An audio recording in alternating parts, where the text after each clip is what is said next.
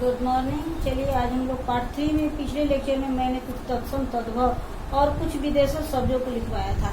इसमें पिछले व्याकरण में शब्द विचार आपने पढ़ा है, लेकिन इसमें कुछ अलग कर दिया है। तो थोड़ा सा एक बार इसको मैं बता भी देना चाहती हूँ। एक बार इसको ध्यान से आप लोग सुनिए। इसमें शब्द विचार में आपने पढ़ा कि शब्द किसे कहते हैं। तो वर्णों के सार्थक मेल को, दो या दो से अधिक वर्णों के सार्थक मेल को शब्द कहते हैं।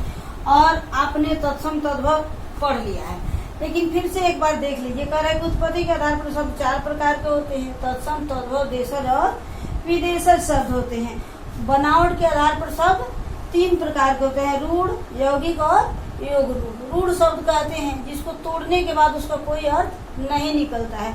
वे शब्द जो तोड़ने के बाद अर्थविहीन हो जाते हैं, वैसे शब्द को हम कहते हैं रूढ़ शब्द। यौगिक शब्द वे शब्द जो दो अलग अलग शब्दों को मिलकर एक नए शब्द बना देते हैं, उसे हम कहते हैं यौगिक शब्द। और तीसरा कह रहा है योग रूढ़। वे शब्द जो दो शब्द मिलकर के बनते तो हैं, लेकिन वे तीसरे किसी विशेष अर्थ के लिए जाने जाते हैं, उसे कहते हैं योग रूढ़। जैसे हम कहते हैं 10 आनन, तो 10 मने 10 आनन मने सिर, और 10 आनन मिलने के बाद हो जाता है रावण, 10 सिर वाला। जैसे कहते हैं नीलकंठ, तो नील मने नीला और कंठ मने गला, तो नील और कंठ दोनों मिल जाता है, तो नीलकंठ शब्द जो है सो भगवान शिव को इंडिकेट करता है। तो ऐसे शब्द जो दो अलग अलग शब्द मिलकर विशेष अर्थ देते हैं, वैसे शब्द को कहते हैं योग रूढ़ शब्द। अब कह रहे हैं विकारी शब्द। प्रयोग के आधार पर शब्दों को 2 भागों में बांटा गया। एक होता है विकारी और एक होता है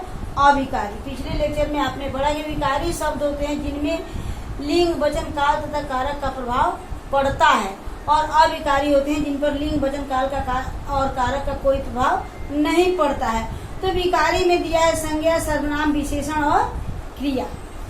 विकारी में दिया है, देखिए यहाँ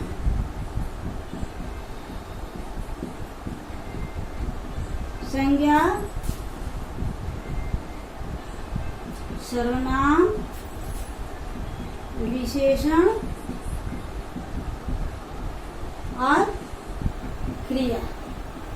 और अविकारी में दिया है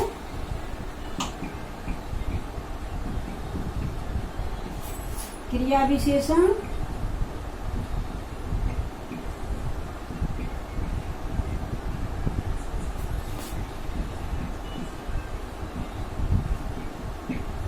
समुच्चय बोधक, संबंध बोधक,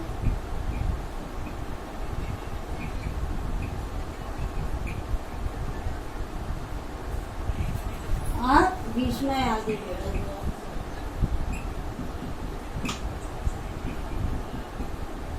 तो ये हो जाते हैं, ये हो गए आपको आत्म प्रयोग के आधार पर। प्रयोग के आधार पर सब 2 प्रकार के, विकारी और अविकारी। विकारी में आ जाता है संज्ञा, सर्वनाम, विशेषण और क्रिया, और अविकारी में आ जाता है क्रिया, विशेषण, संबंध, समुच्चय बोधक, संबंध बोधक और विस्मय आदि बोधक। इसके बाद कर रहा है अर्थ के आधार पर सब 2 प्रकार के होते हैं। अर्थ के आधार पर सार्थक और निरर्थक। अर्थ के आधार पर शब्दों को 2 भागों में बांटा गया है। एक होता है सार्थक शब्द और दूसरा होता है निरर्थक शब्द। अब कह रहा है कि सार्थक शब्द किसे कहते हैं, तो वर्णों का ऐसा मेल जिसका कुछ अर्थ निकले। 2 या 2 से अधिक वर्ण मिलने के बाद जो शब्द बने उसका कुछ अर्थ निकले, वैसे शब्द को कहते हैं सार्थक शब्द। और इसमें भी 4 भेद होते हैं, इसको भी 4 भागों में बांटा गया है सार्थक शब्दों को। इसको आप लोग देख लीजिए, और इसको मैं मिटा रही हूँ। ये किताब में भी दिया हुआ है और इसको मैंने लिखा भी है, इसको आप लोग ध्यान से देखिएगा। अब कह रहा है कि अर्थ के आधार पर शब्द 2 प्रकार के हैं।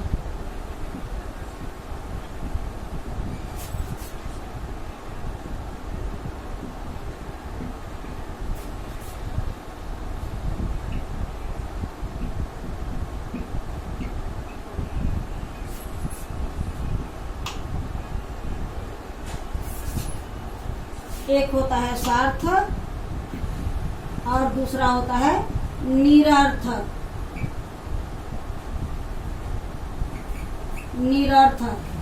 अब सार्थक शब्द किसे कहते हैं, 2 या 2 से अधिक वर्ण जब मिलते हैं तो जो शब्द तैयार होता है उसका कुछ अर्थ निकलता है, तो उसे हम सार्थक शब्द कहते हैं।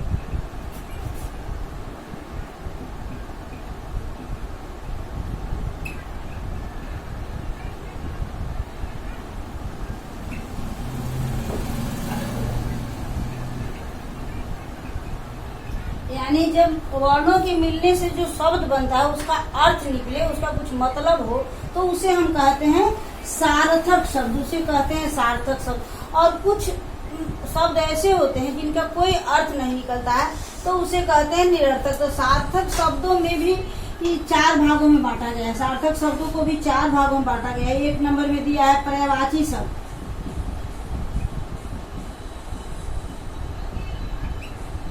2 नंबर में दिया गया है विलोम शब्द। ये सब सार्थक शब्द में आते हैं। आपको पूछ दिया जाए कि सार्थक शब्द को कितने भेद होते हैं, चाहे इसको किस किस भागों में बांटा गया है, तो आप 1 नंबर में पर्यायवाची है, 2 नंबर में विलोम शब्द है, 3 नंबर में आपका दे दिया है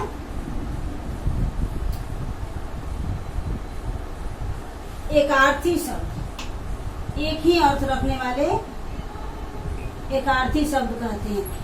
और एक होता है अनेकार्थी शब्द, 4 नंबर में दिया है अनेकार्थी शब्द।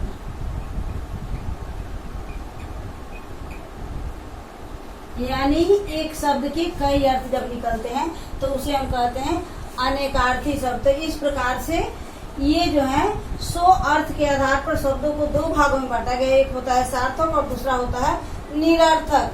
तो इस प्रकार से सार्थक शब्दों को भी 4 भागों में बांटा गया, पर्यायवाची शब्द, विलोम शब्द, एकार्थी शब्द और अनेकार्थी शब्द। और कह रहे कि निरर्थक शब्द 2 या 2 से अधिक वर्ण मिलते तो हैं, लेकिन मिलने वाले जो शब्द बनते हैं उनका कोई मतलब नहीं होता है, कोई अर्थ नहीं होता है, तो ऐसे शब्दों को कहते हैं निरर्थक शब्द। जैसे हम आप लोग को बताए हैं कि रोटी ओटी, चाय वाय, खाना वाना, जब हम एक सार्थक के साथ दूसरा शब्द निरर्थक लगाते हैं तो वहाँ पर उसका कोई महत्व होता नहीं है, लेकिन बोलचाल में हम उसका प्रयोग करते हैं, तो ऐसे शब्दों को कहते हैं निरर्थक शब्द। तो इस प्रकार से कुछ अलग दिया गया था, इसमें उसको मैंने बता दिया, और फिर अगले लेक्चर में मैं आप लोगों को प्रश्न उत्तर करवाऊंगी। इसमें प्रश्न दिया है, इसमें प्रश्न बहुत ज्यादा नहीं दिया है। पहला प्रश्न है शब्द किसे कहते हैं, दूसरा प्रश्न है उत्पत्ति के आधार पर शब्द के कितने भेद होते हैं, और तीसरा है सार्थक शब्द किसे कहते हैं। तो ये प्रश्न अगर आप लोग भी चाहें तो अपने से लिख सकते हैं, लेकिन अगले लेक्चर में मैं इसको लिखवाऊंगी। कुछ तत्सम तद्भव शब्द है, कुछ अलग अलग शब्दों को मिलकर जोड़ करके शब्द बनाना है, और कुछ जो है सो यौगिक योग रूढ़ और यौगिक रूढ़ शब्दों को अलग अलग छांटना है। तो इस प्रकार से ये आप लोगों का लेक्चर हो गया, और इसको आप लोग अपने कॉपी में नोट करेंगे, पढ़ेंगे, चैप्टर को बार बार पढ़ेंगे ताकि आप लोग को समझने में दिक्कत नहीं हो। चलिए इसको हम मिटाते हैं, और इसमें 3 प्रश्न हैं, बट हो सके तो हम इसको करा ही देते हैं।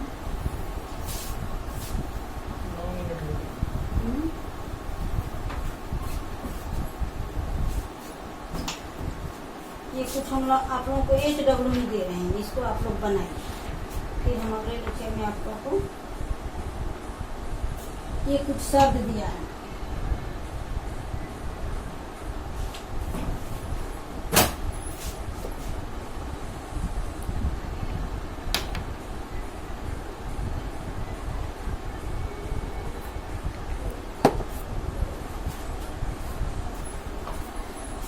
ये कुछ शब्द दिया है, और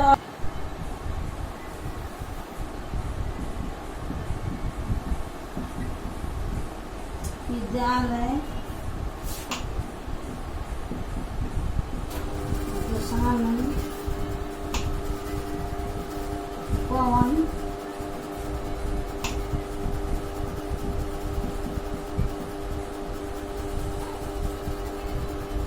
हिमालय, पशु, कमल,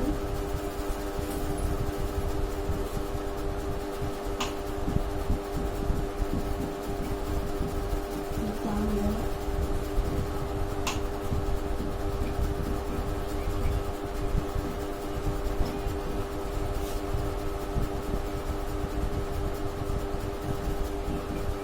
घनश्याम,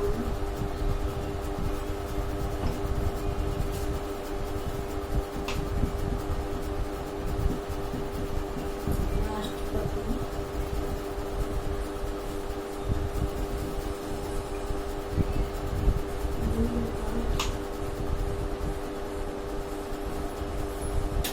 और हाथी। ये शब्द है और इसको 3 कॉलम दिया हुआ है, रूढ़, यौगिक और योग। पिछले लेक्चर में मैंने इसको बनवाया है, आप लोग को बनाने में बहुत ज्यादा परेशानी नहीं होगी। तो इसमें से छांटना है कि कौन रूढ़ शब्द है, कौन यौगिक शब्द है, कौन योग रूढ़ शब्द है। तो इसको छांट करके सही कॉलम में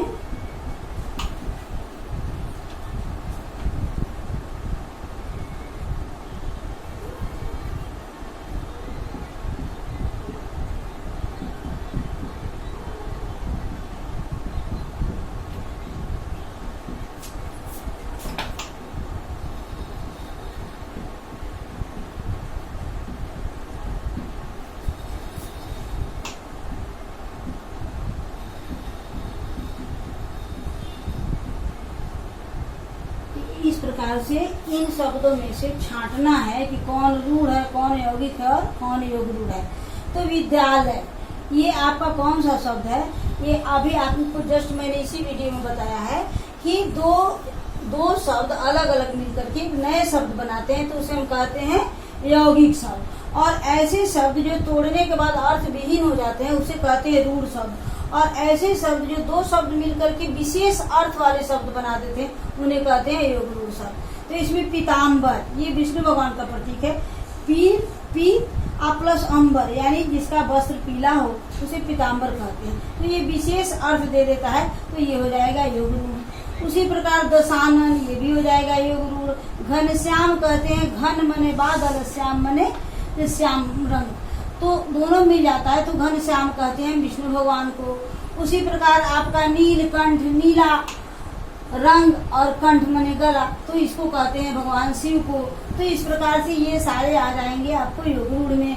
यौगिक में आ जाएगा विद्यालय, हिमालय, आपको देवालय, इस प्रकार राष्ट्रपति। और फिर आपको रूढ़ में आ जाएगा हाथी, पवन, पशु, कमल। तो ये मैंने हल्का सा बता भी दिया है, इसको आप लोग अपने कॉपी में सही कॉलम में इसको सजा करके लिखेंगे। ये आपका HW समझिए, तो ये आपका HW है, इसको आप लोग बनाएंगे। अगले लेक्चर में मैं इसका प्रश्न उत्तर करवाऊंगी।